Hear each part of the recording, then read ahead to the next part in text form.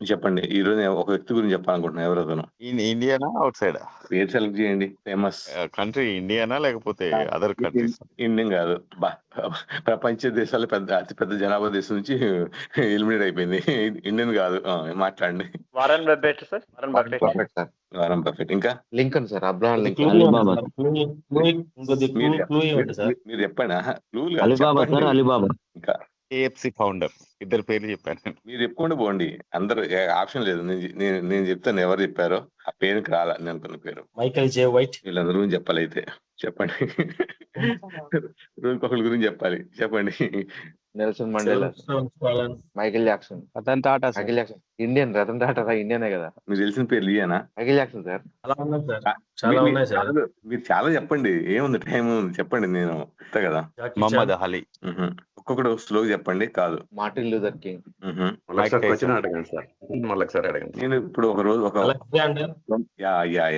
I'm going tell about Alexander the great. ఆ పేరులోనే ఒక వైబ్రేషన్ ఉంది. ఇప్పుడు మనం ఒక ప్లేస్ నుంచి ఇంకో ప్లేస్ కి వెళ్ళాలంటే Google map, phone, laptop 10 calls చేసి లొకేషన్ చూసుకుని వెళ్తున్న టైంలో క్రీస్తు పూర్వం 350లో దాదాపు ఇప్పటికి 2400 సంవత్సరాల క్రితం ఒక వ్యక్తి తను ఒకటే మాట, నేను గెలవడానికి పుట్టాను అనే ఒక మాటతో, నేను ప్రపంచాన్ని గెలుస్తాను అనే ఒక లక్ష్యంతో బయలుదేరిన ఒక వ్యక్తి దాదాపు ప్రపంచం మొత్తం గెలిచి అలెగ్జాండర్ ది గ్రేట్ గా చరిత్రలో నిలిచిపోయాడు. Alexander the great. ఆ పేరుంటుంటే, ఆ విషయాలు ఉంటుంటే మైండ్ బ్లోయింగ్. అసలు ఎలా సాధ్యం? ఇప్పుడు చాలా మంది వ్యక్తులు స్టిల్ ఎలా చేయగలిగాడు ఎవరికి అర్థం కాని విషయం. ఏమై ఉంటుంది, ఎలా చేయగలుగుంటాడు? యాక్చువల్లీ వాళ్ళు వేరే మిత్రులు తీసుకోవాలి క్లాసు, బట్ నేను క్లాస్ ని రాత్రి 1 గంట వరకు 1:30 వరకు ప్రిపేర్ అయ్యాను. ఎలా సాధ్యమై ఉంటుంది? అసలు ఎందుకంత మంచి విజేతగా ఎట్లా నిలబడగలిగాడు?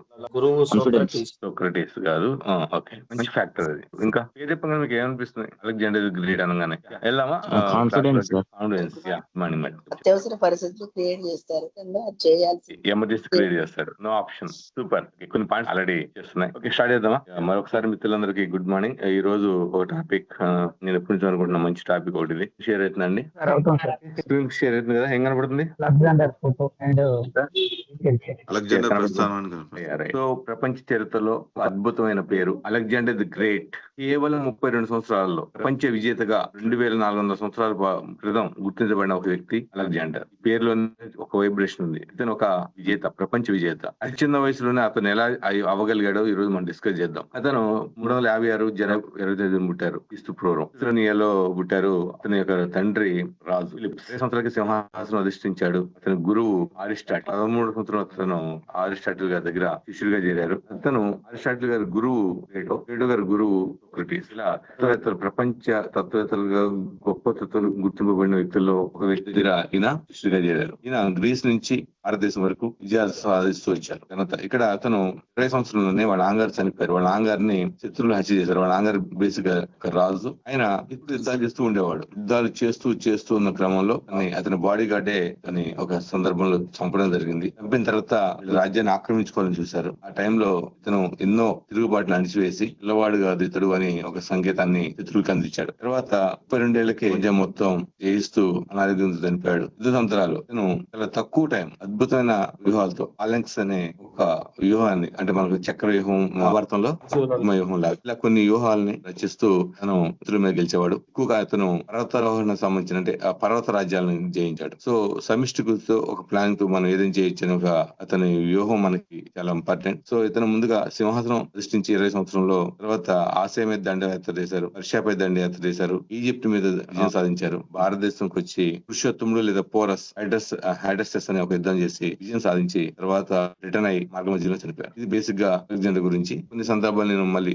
చెప్తాను. అతని నుంచి ఒక 20 నాయకత్వ పాఠాలు మనం నేర్చుకోవచ్చు ఈ రోజు. మనం అందరూ రెడీగా ఉన్నారు. అలెగ్జాండర్ కి ఆ వయసులోనే, ఆ టైంలోనే, అలాంటి సౌకర్యాలు లేని టైంలోనే ఒక సక్సెస్ఫుల్ వ్యక్తిగా మారితే మనకి ఎందుకు మారట్లేదు? What is the difference between Alexander and us అనేది సరే కోసం అలెగ్జాండర్ 20 సూత్రాలు ఏంటంటే, అలెగ్జాండర్ కేవలం యుద్ధ వీరుడు కాదు, అతను ప్రపంచ అత్యుత్తమ నాయకత్వ ఉదాహరణతో 20 సంవత్సరాల్లోనే రాజయ్య ప్రపంచ నిలిచిపోయాడు. ముందుగా మొదట ఏంటంటే పెద్ద కళ్ళగానండి. సో పెద్ద కళలో శాశ్వత ప్రభావం, మన జీవితాంతం మనకి ఎప్పటికీ ఆ కళల యొక్క ప్రభావం ఉంటుంది. చాలా మంది ఒక రాజ్యం గురించి ఆలోచిస్తే అలెగ్జాండర్ ప్రపంచం గురించి ఆలోచించాం. చిన్నప్పటి నుంచి అసలు అతను క్లియర్ కసి, గెలవాలని ఒక కసి, రాజ్యాన్ని గెలవాలని కసి ఉండేది. మా నాన్న ఇప్పుడు నిరంతరం రాజ్యాలు గెలిచే యుద్ధ వ్యూహాల్లో ఉంటే వాళ్ళ అమ్మాయి అతన్ని పెంచింది. 13 సంవత్సరాల వరకు వాళ్ళ అమ్మ పెంచిన తర్వాత ఇతను గుర్రం నేర్చుకోవాలి, ఇలాంటి రకరకాల కోరికలు చూసి ఇతని యొక్క స్పీడ్ చూసి అప్పుడు ఇతనికి ఎవరైతే గురువు కరెక్ట్ అని చెప్పేసి అరిస్టాటిల్ జాయిన్ చేశారు. ఇక్కడ పెద్ద కళలు కంటూ ఏంటంటే లక్ష్యం ఎంత పెద్ద అయితే శక్తి అంత పెద్ద అవుతుంది. మిత్రులారా, ఇప్పుడు నా టీమ్ లో ప్రతి ఒక్కళ్ళు తెలుసు నా విజన్ ఏంటంటే, చెప్పండి గోల్ ఏంటి? 2030 కల్లా 1000 crores.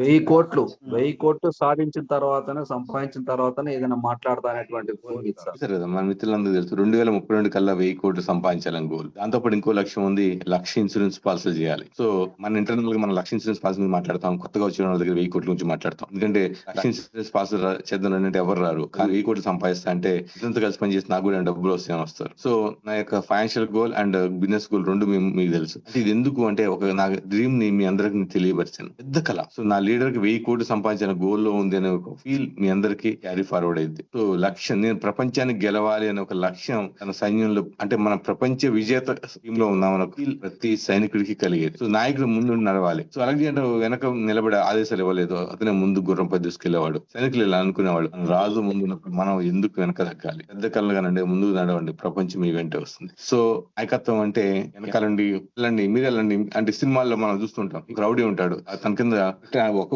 ఊపి చూపంగానే అతను కొంతమంది రౌడీలు వెళ్తారు, ఇంకోసారి ఇట్లా అనగానే కొంతమంది రౌడీలు వెళ్తారు. అంటే ఇప్పుడు అందరు రౌడీలు అందరు దెబ్బలు తిన్న తర్వాత అప్పుడు హీరో విలన్ ఫైటింగ్ వస్తాడు హీరోతో. చిన్నప్పటి నుంచి చాలా సినిమాలు చూస్తాం. అంటే ఇక్కడ ఏమైతుంది, ముందు తన సైన్యాన్ని ఉపయోగించి చివరిలో వస్తాడు, అందుకని ఫెయిల్ అవుతారు. హీరో ఒంటరిగా వస్తాడు. సో లీడర్ ఎలా ఉండాలి, అందరికన్నా ముందు ఉండాలి. మనం ముందు ఉంటే ఆటోమేటిక్ గా మన సైన్యం ధైర్యంగా మన వెనక వస్తుంది. అలెగ్జాండర్ తను చూసుకుని ముందుకెళ్తాడు, చూసి తన సైన్యం కూడా మోటివేట్ అయ్యి ఇన్స్పైర్ వస్తుంది. సమస్య కాదు కారణాన్ని చూడండి. సో ఫెలెస్ అనే గుర్రం అందరికి సమస్యగా కనిపిస్తుంది. ఏం జరిగిందంటే ఇక్కడ కథ ఉందండి. 13వ సంవత్సరంలో ఇతను వాళ్ళ అమ్మ చెప్పి కొన్ని గుర్రాలు నేర్చుకున్నాడు. నేర్చుకున్న టైంలో ఏమైందంటే వాళ్ళ ఇంటికి ఒక రాజ్యానికి ఒక గుర్రాన్ని తీసుకొచ్చారు, నల్లటి ఒక మేలు జాతి గుర్రాన్ని. అదేంటంటే ఎవరికి లొంగట్లేదు, ఇది చాలా మొరటుగా పిచ్చి పిచ్చిగా బిహేవ్ చేస్తుంది. అందరూ దాన్ని ప్రయత్నం చేసి అందరు చెప్తారు, ఏది పిచ్చిదండి, ఇది సక్సెస్ కాదు అని చెప్తారు. సక్సెస్ కాదు అని చెప్పినప్పుడు మంచి గుర్రం కాదు, ఇది పిచ్చిది, వేస్ట్ అని అందరు తీసేస్తారు. తీసేసినప్పుడు అలెగ్జాండర్ నిశ్చితంగా గమనిస్తాడు అసలు ఎందుకు అది అట్లా బిహేవ్ చేస్తుంది అని. ఇచ్చినప్పుడు ఏంటంటే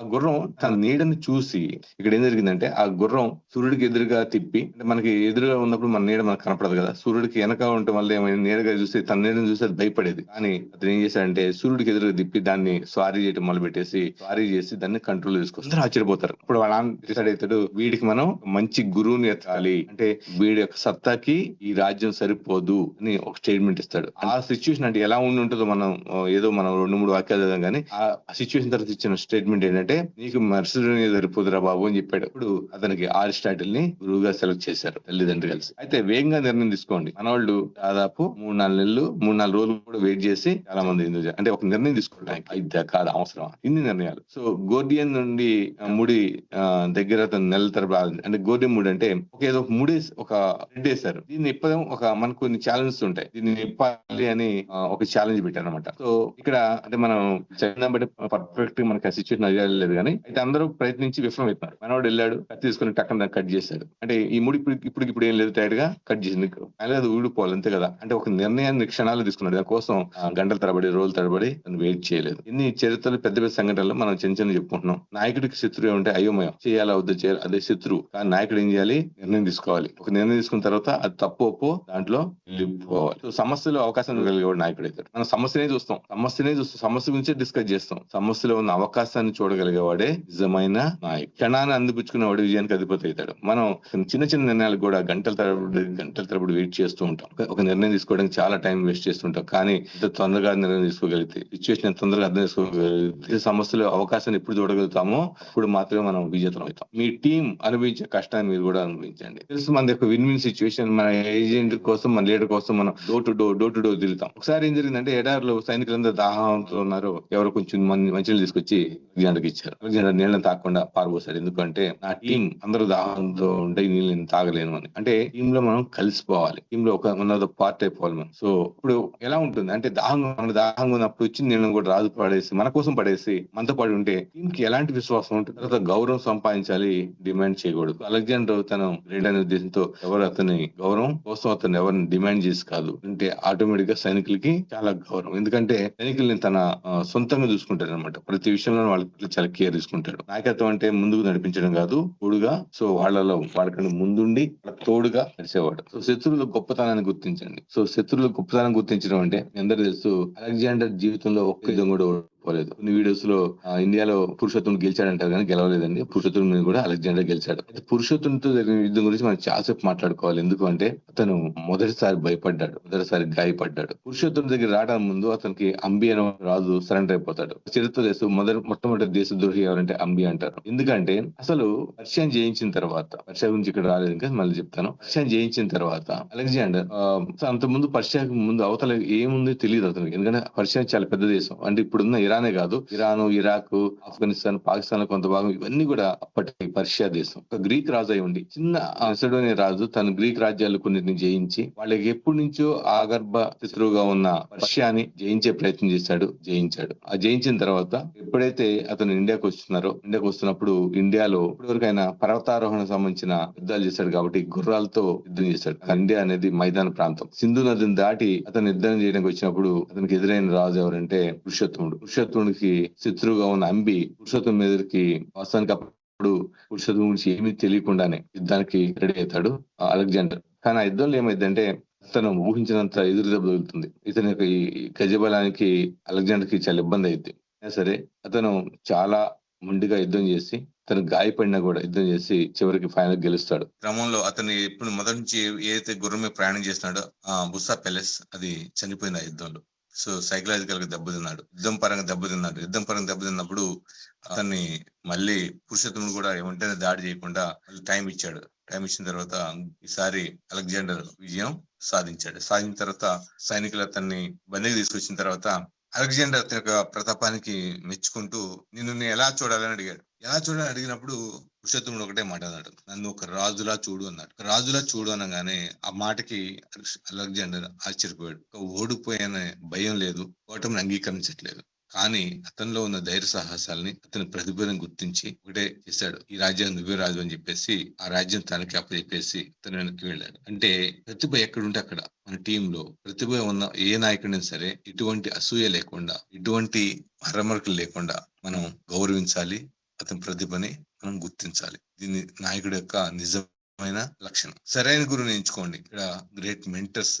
సో మిత్రులారా, భూమి మీద మన అమ్మా నాన్నల్ని ఎంచుకునే అవకాశం మనకు లేదు, కానీ మన మిత్రుల్ని, మన గురువుల్ని, మన అప్లైన్ లీడర్ని ఎంచుకునే అవకాశం మనకు. సరైన నాయకుడిని ఎంచుకోవడం అనేది మన యొక్క భవిష్యత్తుని నిర్ణయిస్తుంది. ఇక్కడ అలెగ్జాండర్ అనే ఒక అద్భుతమైన తత్వవేత్త చేతులు గనక అలెగ్జాండర్ పడి ఉండకపోతే అది తెలిసి అతనికి ఇంత గౌరవం వచ్చి ఉండేది కాదు. మనకి కరెక్ట్ చెప్పాలంటే ఇలాంటి భారత సాహిత్యంలో 2-3 వ్యక్తులు ఉన్నారు. చాణక్యుడి గురించి మనం తెలుసుకోవచ్చు. తర్వాత ఎందుకంటే చాణక్యుడు చంద్రగుప్త మౌర్యుడికి సేమ్ యుద్ధ విద్యలు ఎన్ని నేర్పాడు. అండ్ మనకి చిన్నప్పుడు పంచతంత్రంలో కాదు, పంచతంత్రంలో ఆయన ఒక రాజు పిల్లలకి 6 నెలల్లోనే ఈ యుద్ధ విద్యలు మొత్తం నేర్పాడు. అంటే ఎన్ని రకాలుగా తయారు చేశాడు. అండ్ ద్రోణాచార్యుడు, వీళ్ళందరూ కూడా ఒక రకంగా అలాంటి గురువులు చేతిలోనే మంచి రాజులు తయారవుతారు. సరైన గురువుని ఎంచుకున్న అవకాశం ఉండబట్టే అలెగ్జాండర్ గ్రేట్ గా పిలువబడ్డాడు. ఎదురుని గౌరవించడం మహోన్నతానికి గుర్తు. సరైన గురువు జీవితాన్ని మారుస్తారు. ఇక్కడ మీరు ఒక మంచి మెంటర్ చేతిలో ఉండబట్టి ఈ రోజు ఈ మీటింగ్ లో ఉన్నారు. ఒక మంచి అవకాశం మనకు రాబట్టి ఈ రోజు మనం ఇక్కడ ఉన్నాం. సో దాన్ని సద్వినియోగం చేసుకోవడం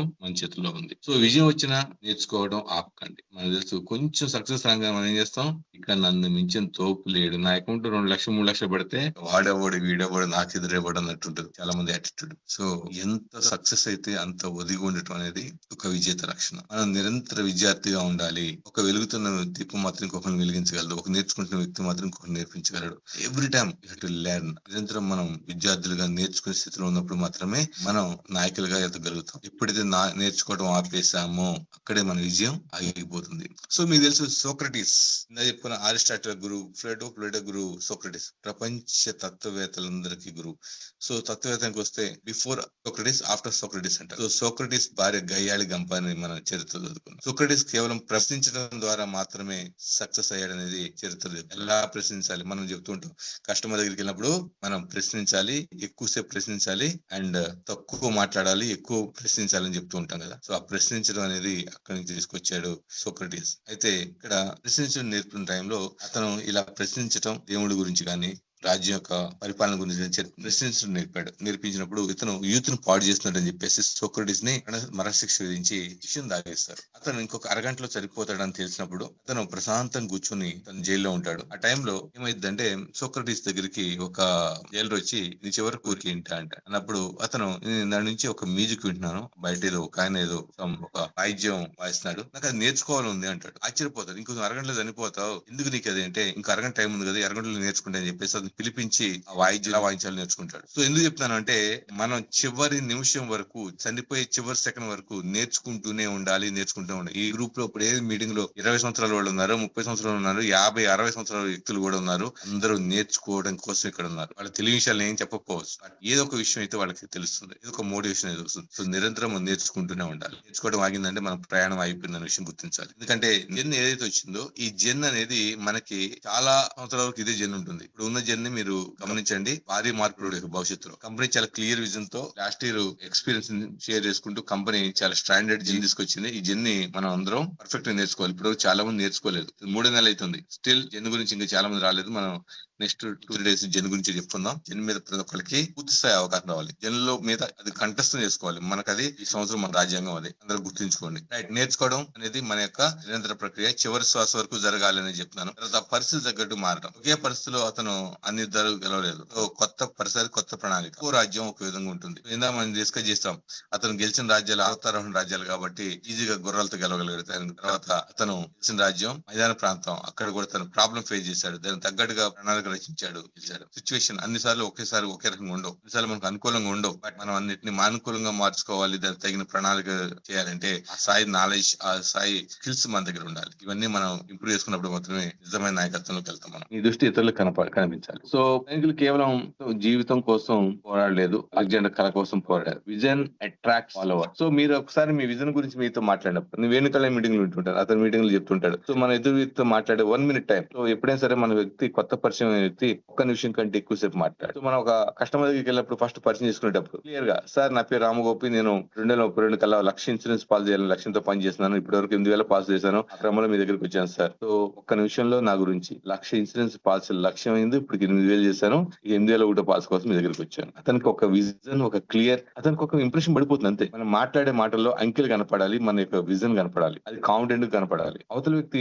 చెప్పండి ఒక మాట, అట్లా మనం ఇంట్రడ్యూస్ చేసుకున్నప్పుడు, సార్ నేను ఇట్లా వచ్చాను, నేను ఇది నా విజన్ అని చెప్పగానే వ్యక్తికి ఏమేమి ఉంటాయి, సడన్ రేపు కూడా షాక్ అవుతాడు. 1,00,000 ఇన్సూరెన్స్ పాలసీలు అంత పెద్ద లక్ష్యంతో ఉన్నాడు ఇతను. అంటే ఇతని లక్ష్యంలో నేను భాగస్వామి కావాలనే ఫీల్ వస్తుంది. రాంగోసారి 1,000 కోట్లు సంపాదిస్తాడనే గోల్ తో పని చేస్తాడు అనుకున్నప్పుడు నేను కూడా ఆ గోల్ లో భాగస్వామి అయితే నాకు కూడా ఆ ఇన్కమ్ వస్తుంది. మీ అంత కాకపోతే నేను 100 కోట్ల విజన్ పెట్టుకుంటా, 50 కోట్ల విజన్ పెట్టుకుంటా, 10 కోట్ల విజన్ పెట్టుకుంటా అని చెప్పిన లీడర్లు అందరిలో ఉన్నారు నా టీంలో. సో మన విజన్, మన గోల్ వాళ్ళని అట్రాక్ట్ చేయాలి. నేను చెప్తున్న ప్రతి పాయింట్ కూడా రాసుకోండి, మీరు అన్వయించుకోండి. ఏంటి మీ గోల్, ఎటు పోవాలి, ఎక్కడికి వెళ్ళాలి, మీ గోల్ ఫస్ట్ మిమ్మల్ని ఆకర్షించిందా, మీ గోల్ ఇతరులను ఆకర్షించే పరిస్థితిలో ఉందా. ఎవరు కూడా సైనికులు తమ జీవితం కోసం పనిచేయలేదు, కేవలం అలెగ్జాండర్ కళ, ప్రపంచ విజేతను అవ్వాలి అనే ఒక కళని కోసం వాళ్ళు పనిచేస్తారు. కష్టమైన పని ముందుగా చేయండి. మనం ఏం చేస్తామంటే ముందు చిన్న పనులు చేస్తుంటాం. ఈట్ ద ఫ్రాగ్ ఫస్ట్ అని ఒక బుక్ కూడా ఉంది. సో ఈ బుక్స్ మనం భవిష్యత్తులో డిస్కస్ చేస్తాం. అంటే కష్టమైన పని ముందుగా చేసేయాలన్నమాట. నాయకుడు అక్కడే గెలవలేడు, అతను టీమ్ గా గెలుస్తాడు. ఎందుకంటే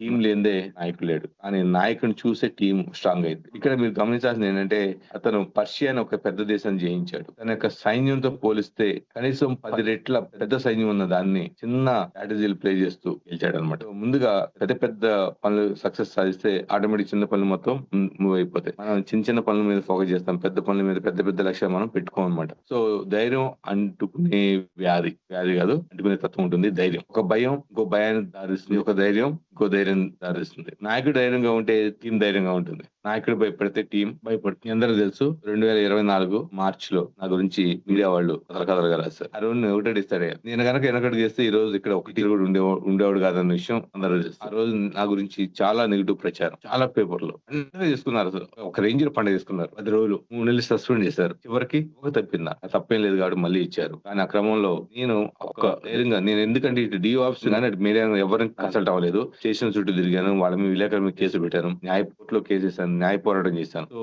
ధైర్యంగా నిలబడ్డాను. ఆ రోజు నాతో పాటు వరప్రసారు మిత్రులు కొంతమంది ఉన్నారు, రెడ్డి గారు, ఇట్లా అందరి సమక్షంలో ధైర్యంగా ఉండబట్టి ఈ రోజు మన టీమ్ లో టీచర్లు కూడా ఎంతో మంది ధైర్యంగా బిజినెస్ చేసేసారు. ఇప్పుడు నాయకుడు అనేవాడు ధైర్యంగా ఉండాల్సిన అవసరం ఉంది. ఆ ధైర్యం అంటుకునే వ్యాధి. సో ఇంకా అందుకోసం చాలా ఉంది, చాలా సరండి. విజయాన్ని పంచుకోండి, గెలిచిన తర్వాత సైనికులకి బహుమతి ఇచ్చేవాడు. సో సక్సెస్ లో షేర్ ని, సెలబ్రేషన్స్ ని అలెగ్జాండర్ టీమ్ కి ఇచ్చేవాడు. రాజ్యాలు ఇచ్చాడు.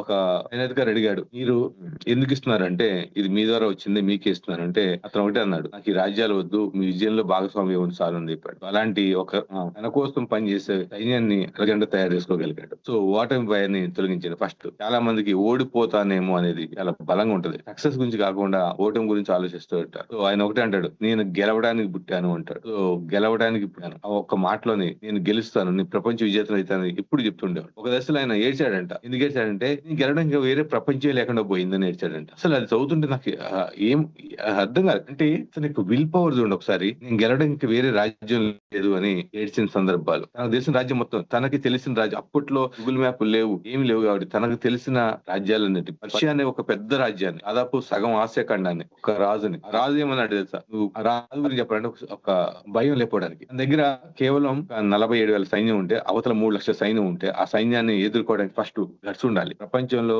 పర్షియా దేశం పేరు చెప్తేనే అందరు గడగడాడే దగ్గర ఒక చిన్న రాజు అయి ఉండి, యువకుడు 20 సంవత్సరాల కుర్రోడు ఆ రాజ్యాన్ని జయించాలని వెళ్తున్నప్పుడు ఇతనికి ఏముందంటే, ఇతనికి ఒక నైట్ కల వస్తుందంట. ఎప్పుడు పర్షియా దేశస్తులు గ్రీకు పౌరుల్ని పర్షియా వాళ్ళు పట్టుకెళ్లి బానిసలుగా చేసుకుంటే, చాలా మంది చంపేస్తే వారి ఆత్మలు వచ్చేసి మా ఆత్మ శాంతి కలిగించు అని మనల్ని వేడుకున్నాయంట అలెగ్జాండర్ ని.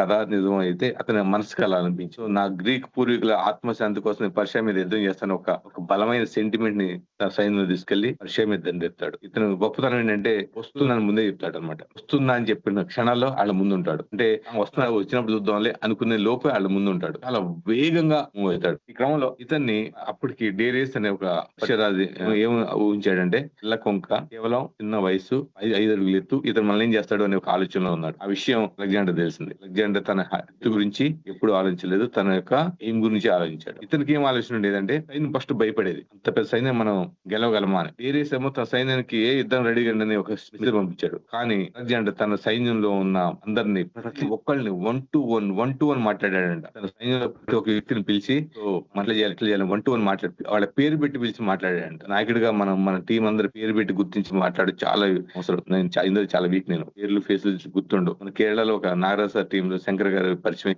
మీ టీమే సార్, మీ మీటింగ్ వచ్చి సార్ అని 2-3 సార్లు చెప్పారు కూడా నేను చాలా షేమ్ ఫీల్ అవ్వాలి యాక్చువల్. నేను అది చాలా ఇబ్బంది. కానీ తన సైన్యంలో 1 to 1 మాట్లాడి అందరికి ధైర్యం నూరు పోస్తే, ఇందాక అనుకున్న ధైర్యం అంటుకునే వ్యాధని అలెగ్జాండర్ యుద్ధానికి రెడీ అయినప్పుడు అతని మనసులో ఏమన్నాడంటే, డేరియస్ పారిపోతున్నట్టు, అతని పర్షియా వాళ్ళు అతను తరిమి కొడుతున్నట్టు ఊహించుకున్నాడు. డేరియస్ ఏమో ఇతని పిల్లడు ఏం చేస్తాడు అనుకున్నాడు. కానీ యుద్ధం తర్వాత జరిగింది కూడా అది. గ్రీక్ ప్రజలు తమ పూర్వీకుల ఫోటోలు తీసుకొచ్చి ఏం చేస్తారంటే అందరూ చూపిస్తూ, చూడు మిమ్మల్ని చంపిన రాజు పారిపోతున్నాడని ఆ ఫోటోలకి ఆ పారిపోతున్న రాజును చూపించారని, వాళ్ళ ఆత్మను అట్లా శాంతిపరిచారు వీధుల్లో అనేది చరిత్ర.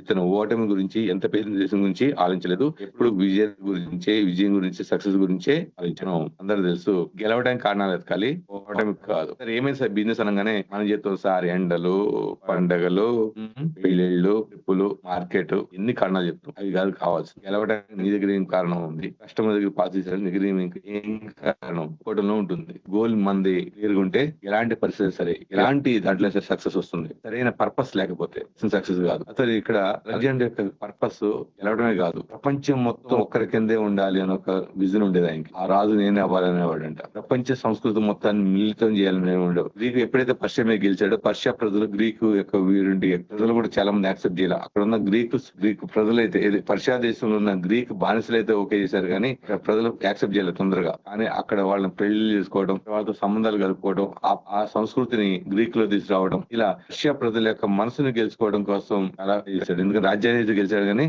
కూడా ఆయన సక్సెస్ఫుల్ సక్సెస్ఫుల్ గా చేశాడు. సో ముందుగా మనం మీరు జయించండి. ప్రాబ్లం వల్ల ఇదే మనం జయించలేం. ఫస్ట్ ఎవరైతే మిమ్మల్ని మీరు జయిస్తారో, మీ యొక్క అలవాట్లని, మీ యొక్క యాటిట్యూడ్ మీరు ఎవరైతే జయిస్తారో వాళ్ళు మాత్రం సక్సెస్ అవుతారు. ఎందుకు మనం వర్క్ చేయాలి అనే క్లియర్ విజన్ తో ఉన్న వాళ్ళు మాత్రం సక్సెస్ అవుతారు. మనకి భయాలు, అపోహలు, అసూయలు ఆ వల్ల కాదు. టైంకి మీటింగ్ రాము, క్రమశిక్షణ ఉండదు, ఒక ధైర్యం ఉండదు, ఒక మన మీద గెలుస్తున్న నమ్మకం ఉండదు. ఆయనకి వచ్చిన ఆయన అదృష్టవంతులే అంటాం. ఎవరు సక్సెస్ మనం ఒప్పుకోము, ఎవరు సక్సెస్ చప్పట్లు కూడా మనసు రాదు. ఇవన్నీ కూడా మనలో ఉన్న దరిద్రం, అష్టదరిద్రాలని మన ఒప్పులేసారు క్లాస్ చెప్తున్నారు. మొహమాటం, అష్టదరిద్రాలు. ఇది ఒక రోజు సెషన్ ఉంటుంది. మనం ముందుగా మన నుంచి మనం తీసేయాల్సిన చాలా ఉన్నాయి. వాటిని ఏదైతే మనం తీసేస్తామో ఒక్కొక్కటి మన మనసులోంచి, మెదడులోంచి తీసేస్తామో అప్పుడు మనం పరిపూర్ణంగా తయారవుతాం. సో ముందు మనలో మనం జయించాలి, మన లోపాలు జయించాలి, మనల్ని వెనకలాగే నెగిటివ్ ఆలోచన జయించాలి. వాటిని జయించినప్పుడే ప్రపంచం, నువ్వు గెలిస్తే ప్రపంచం గెలవగలుగుతాం. మనం గెలవడంలో ఓడిపోతున్నాం. మనం సర్ది చెప్పుకుంటున్నాం. మనం ఓడిపోవడానికి, మనం పని చేయకపోవడం కారణాలు చెప్పుకుంటున్నాం. కానీ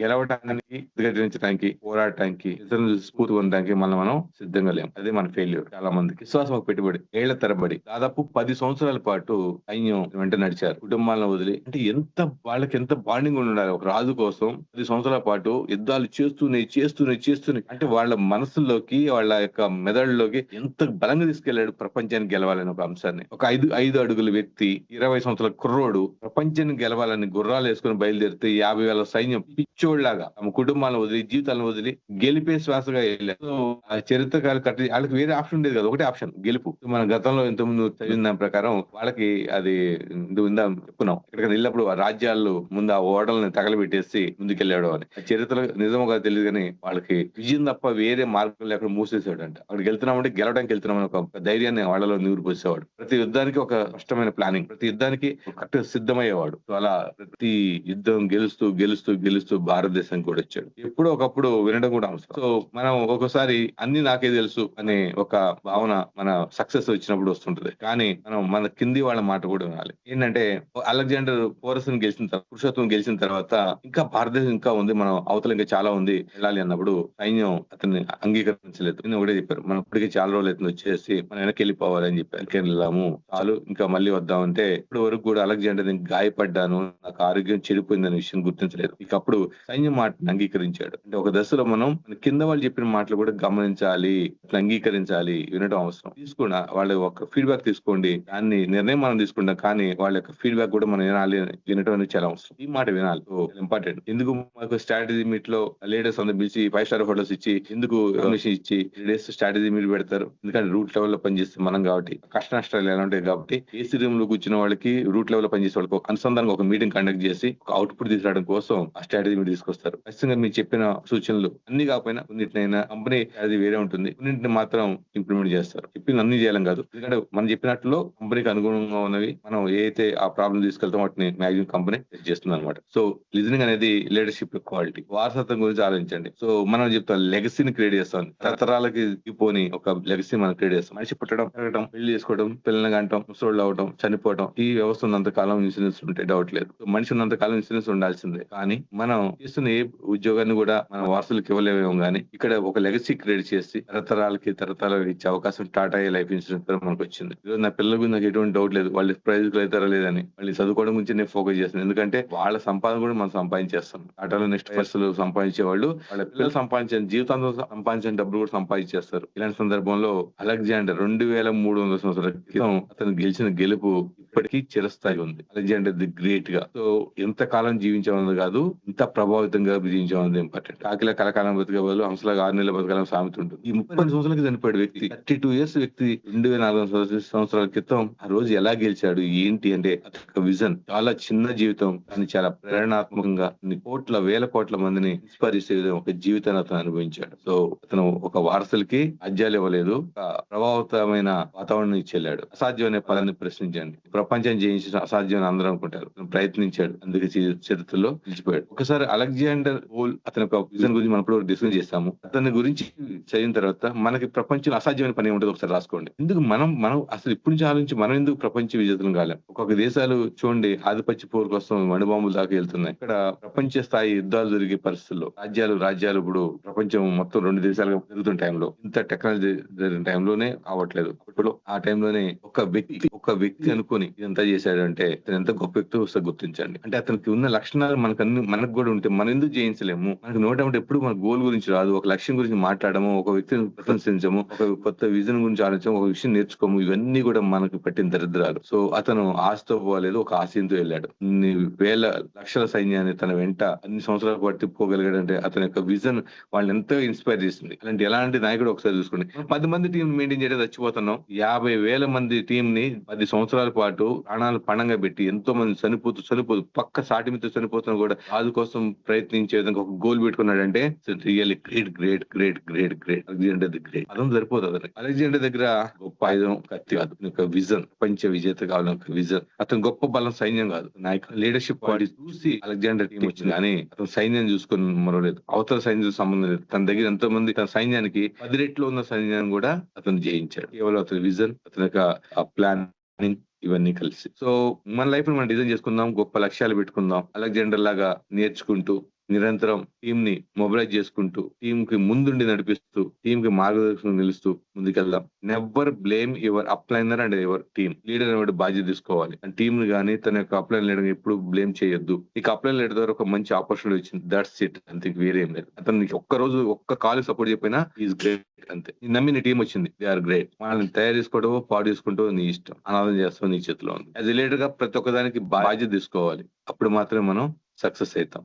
ముందు నడిపించాలి, వాళ్ళలో ఒకళ్ళే ఉండాలి, వాళ్ళ కోసం పండగ పెట్టేట్టు ఉండాలి. సో మనం ఇచ్చే దాన్ని బట్టే మనకు వచ్చేది ఉంటుంది. సో ఇది మిత్రులారా అలెగ్జాండర్ గురించి. యాక్చువల్లీ నేను ఒక 50% చెప్పాను అనుకుంటున్నాను. దీన్ని ఇంకా నేను డెవలప్ చేయాల్సిన అవసరం ఉంది. I need your feedback. ఏం చెప్పాలి, ఎక్కడ నేను బాగా చెప్పలేదు చెప్పండి. Thank you sir. ఒక అలెగ్జాండర్ గురించి ఇంకో అలెగ్జాండర్ చెప్పడం ఏదో చూస్తున్నాను సార్. మీరు కూడా అలెగ్జాండర్ వాళ్ళే మీ టీంని ఎక్క చేయాలి, ఏం చేయాలి, ప్రతి ఒక్కరిని CEO అని చేయాలి అనే మీ కోరిక కూడా ఒక అలెగ్జాండర్ లాంటిది. మీరు 10% చెప్పినా అది 1000% ఉంటుంది సార్. సో ఆ రిక్వెస్ట్ పొగడతలు కాకుండా ఇంకా అంటే మీన్స్ లోపల చెప్పండి. గుడ్ మార్నింగ్ సార్, దోహదపడింది సార్. సో అలాగే మేము కూడా మీ సిఓపికి వచ్చినప్పుడు ఒకసారి మనం ఈ వర్డ్ ఒకటి బాగా కనెక్ట్ అవుతుంది సార్. సో ఆశతో వచ్చారు మీరు, ఆశయంతో వెళ్తారని. సో మనం ఆశయాన్ని దానికోసం మనము ట్రై చేస్తే మనకి కావాల్సిన అన్ని కూడా ఆటోమేటిక్ అవే వస్తాయి అనేది, అది మీరు ఇప్పుడు చెప్పిన వాటిలో నాకు బాగా కనెక్ట్ అయింది sir. Thank you sir. Good morning sir. Ramgopi garu good morning అండి.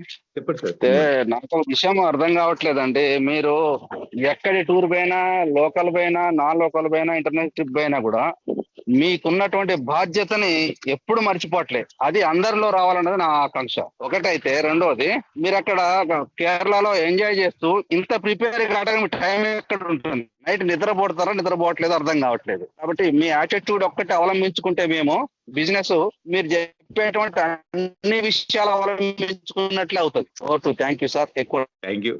అంటే నాకు తక్కువ టైం ముందు నేను రెడీ అవ్వాలి యాక్చువల్ గా. బట్ అలెగ్జాండర్ గురించి చెప్పండి మిత్రులారా. ఇంకా ఏం మార్చుకోవాలి అంటే అతను నేను ప్రెజెంటేషన్ చేయగలిగానా, అది అతని యొక్క గోల్, అతని యొక్క యాటిట్యూడ్ మనందరికి ఇచ్చేందా, అతని నుంచి మనం ఏం నేర్చుకోవచ్చో చెప్పండి సార్. నాయకత్వ లక్షణాలు ప్రతి ఒక్క సైన్యంతో 50,000 సైన్యం ఉన్నప్పుడు ప్రతి ఒక్క సైన్యంతో మాట్లాడాలి అన్న ఇది బాగుంది సార్. అంటే మన టీంలో ఉన్న ప్రతి ఒక్కరితో మనం మాట్లాడాలి, ప్రతి ఒక్కరిని మోటివేట్ చేయాలన్న అది లక్షణం గొప్పది సార్. అతను ముందుండి ఒక నాయకుడు అనేది మీరు చెప్పినట్టు సినిమాలో వెనకాల ముందు మీరు వెళ్ళిన తర్వాత ఒక విలన్ వెళ్తాడు. అట్లా కాదు, ముందుండి ఒక నాయకుడు ముందుండి ఎలా నడిపిస్తున్నాడు, నాయకుడే ఒక రాజే ముందు మనకంటే ముందు ఉన్నప్పుడు మనం ఎలా ప్రిపేర్ అవ్వాలి అని మన టీం, ఒక టీం లీడర్ ముందున్నప్పుడు వెనకాల టీము మన టీం లీడర్ మన ముందున్నాడు అని చెప్పి ఇంకా దూకి వాళ్ళు ఇంకా వాళ్ళ కలల్ని సాకారం చేసుకోవాలని చాలా బాగుంది సార్. దానికి దీనికి అనుభవించుకొని మనం ముందుకు నడవాలి సార్. ఎందుకంటే అలెగ్జాండర్ గురించి చెప్తే అతని యొక్క సక్సెస్ నాకు ఇప్పటికీ ఆశ్చర్యం. అంత చిన్న వయసులో ఎట్లా పెట్టుకున్నాడు. మనం ఒక చిన్న గోల్స్ కు 1000 కోట్ల లాంటి గోల్స్ కి మనలు ఇట్లా చూస్తున్నారు. ఆ టైంలోనే ప్రపంచాన్ని గెలవాలనే గోల్, అసలు గోల్ ఆ విజన్ అసలు దాన్ని ఎక్స్ప్లెయిన్ చేయడం మాటలు రావట్లేదు వాస్తవానికి. ఆ గోల్ ఉంది కాబట్టి ఈ రోజు అతను అలెగ్జాండర్ గ్రేట్ గా చరిత్రలో ఉండిపోయాడు మిత్రులారా. ఒక గోల్, మనకు ఆ గోల్ లేదు. మన బాధ అంతా ఏంటంటే మనకి ఎటువంటి గోల్స్ లేవు, ఒక ఫైర్ లేదు మనలో. 32 సంవత్సరాలకి మనకి 50, 60, 70 వచ్చినా కూడా మనకి మన పక్కింటోడు మన పేరు తెలియదు, మన గురించి ఒక ముక్క తెలియదు. 20 సంవత్సరాల కుర్రోడుకి ప్రపంచం గెలవాలని గోలు, 30 సంవత్సరాలకి సగం గెలిస్తేనే ది గ్రేట్ అని పేరు. చరిత్రలో ఇంకా ఆయన గురించి ఏం రాలే. ఇప్పుడు చాలా తక్కువ అసలు అతని గురించి. ఎందుకంటే ఇప్పుడు కనుక అలాంటి సక్సెస్ పర్సన్ ఉంటే అతని గురించి ఎన్ని వీడియోలు, అప్పుడున్న పరిస్థితుల్లో పక్క ఊరు వెళ్ళడానికి మన గూగుల్ మ్యాప్ లేకుండా వెళ్ళలేని పరిస్థితి. పరిస్థితుల్లో ప్రపంచం మొత్తం ఎట్లా వెళ్ళాడు, ఎలా జయించాడు, అంత పెద్ద సైన్యం ఎట్లా మెయింటైన్ చేశాడు, అసలు ఎంత వండరు. ఒకటే మాట, ప్రపంచ విజేతను అవ్వాలి, ప్రపంచ విజేతను అవ్వాలి. మన గోల్ ఎక్కడ ఉంది, మనకి ఏముంది, మనం ఏం చేయాలనుకుంటున్నాం, మన మైండ్ లో ఏముంది అసలు రాసుకోండి. మీరు ప్రపంచ విజేతలే మీరు అనుకుంటే. ఇక్కడ అనుకోకపోవడం పెద్ద ప్రాబ్లం. గట్టిగా అనుకోండి అయిపోద్ది, ఏదంటే అయిపోద్ది, ఏదంటే అయిపోద్ది. 1000 కోట్లు 1,00,000 కోట్లు పెట్టుకుని అయిపోద్ది మిత్రులు, తెలియదు మీకు. నా కొడుకు 10 సంవత్సరాలు 1,00,000 కోట్లు పెట్టాలని గోల్ పెట్టుకున్నాను. వాడితో డిస్కస్ చేస్తారు రోజు 1,00,000 కోట్ల గురించి. సున్నా పెంచుకొని పోతాం, సున్నాయే అది ఎంత అని కాదు, ఒక సున్నాని యాడ్ చేసుకుంటూ వెళ్తాం. ఎదుటి వాడికి పిచ్చి ఎక్కాలి కోట్ల గురించి మాట్లాడుతున్నప్పుడు. చూసుండ్రా ప్రపంచ విజేతగా నవ్వుండ్రా. ఒక చిన్న రాజ్యం, మిస్టర్ అనే చిన్న రాజ్యం, పక్కన పర్షియా, గ్రీక్ రాజ్యాలు చాలా ఉన్నాయి. తండ్రి చనిపోయాడు, చుట్టూ అతను చాలా మంది సోదరులను చంపుకుంటూ రాజయ్యాడు, శత్రువులు ఎక్కువ ఉన్నారు, చిన్న సైన్యం, ప్రపంచం గెలుస్తుంటే నవ్వుండ్రా, ఎగతాళి చేస్తుండ్రా, 5 అడుగులు పొట్టుడు నువ్వు అని అతన్ని ఎంతమంది అతన్ని ఎన్ని రకాలుగా హేళన చేసి ఉంటారు, ఎన్నిటిని తట్టుకొని ఉంటాడు వ్యక్తి. Goal, clear vision.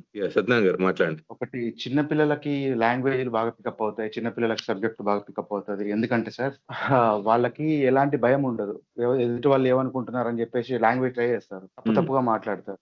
వాళ్ళు ఏ వర్క్ ఇప్పుడు చేసిన సబ్జెక్ట్ కూడా తప్పులు చేయడానికి భయపడరు. ఫ్యూచర్ లో మనం ఫ్యూచర్ లో పెద్దగా అయిన తర్వాత అన్ని భయాలని నేర్చేసుకుంటారు. పుట్టిన పిల్లలకు 2 భయాలు ఉంటాయట, పడిపోతామని, పెద్ద సౌండ్స్. మిగతా భయాలన్నీ మనం క్రియేట్ చేసుకున్నవి. వాళ్ళు ఏమనుకుంటారు, వీళ్ళు ఏమనుకుంటారు, అది జస్ట్ మీరన్నది అలెగ్జాండర్ విషయంలో మీరన్నది ఆయన చిన్నతనంలోనే ఆయన పెట్టుకున్నాడు. ఎవడేమనుకున్నాడో పట్టించుకోలేదు, బికాస్ ఆయన తప్పు చేయడానికి భయపడలేదు. ఎవరేమనుకుంటారని పట్టించుకోలేదు. చిన్నప్పుడు పిల్లలకు లాంగ్వేజ్ పికప్ అయ్యేది అలాగే, వాళ్ళ సబ్జెక్ట్ పికప్ అయ్యేది అలాగే. ఇది సైకాలజీ చెప్పింది సార్. ఇది దట్ మీన్స్ ఆయన ఎలా పెట్టుకున్నాడంటే ఇలానే పెట్టుకున్నాడు, చిన్న పిల్లల్లాగా ఆలోచించాడు.